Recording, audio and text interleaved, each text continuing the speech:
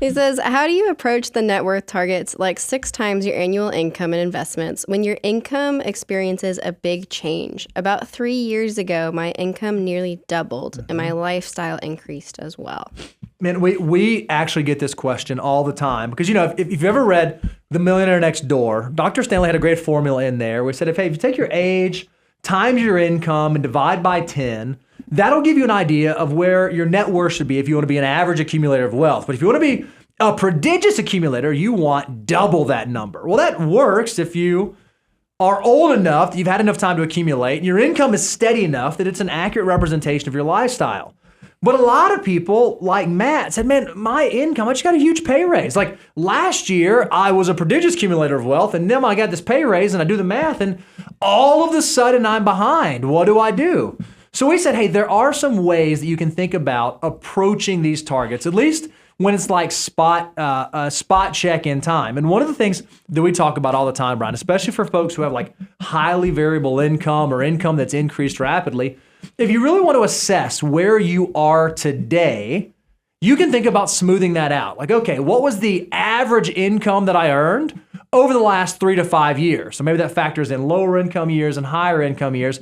And that'll only give you a better metric of, okay, have I actually been saving the way that I want to be saving? Because remember, all of these targets, like I want to have 6 times my income, I want to have 10 times.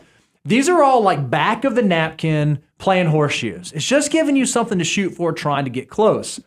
When you actually work towards financial independence, in reality, it's not truly a multiple of income you're working for. You have a very specific and defined number that will allow you to live the life that you want to live on the terms that you want to live it.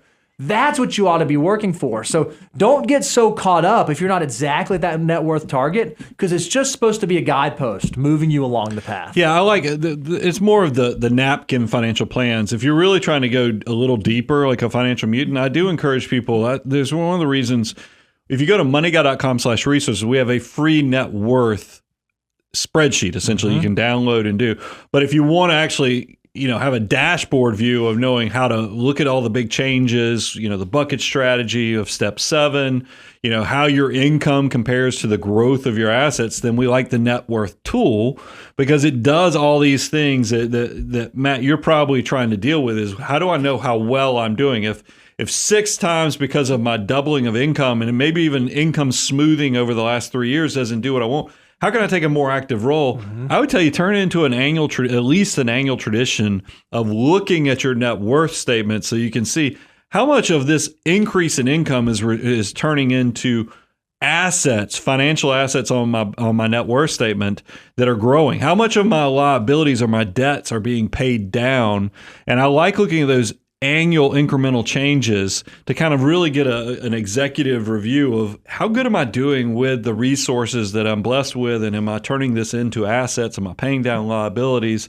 It doesn't just have to be these 6 times benchmarks. I love that we give these things when we do net worth by age and all these other things, but there is a better way to kind of get into your actual numbers. It's not just a benchmark. It's actually telling you how efficient you specifically are being with your army of dollars. I'll tell you one thing that I love. It's a little bit of a shameless plug. I don't know if we have, Nate, like a screenshot of our net worth dashboard. I don't know if we have something we could pull up real quick.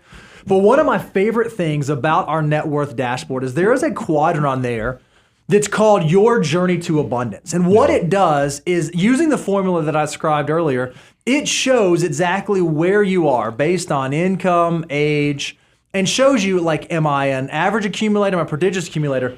Well, your journey to abundance actually tracks it through time. So it'll show where you were 5 years ago and 4 years ago and 3 years ago. So what you can do is, if you look at this path and okay, this was the year that I had a big income increase, you can see, man, for the very beginning of my journey, I was always a prodigious accumulator. I had this big income increase. Okay, now I'm an average accumulator.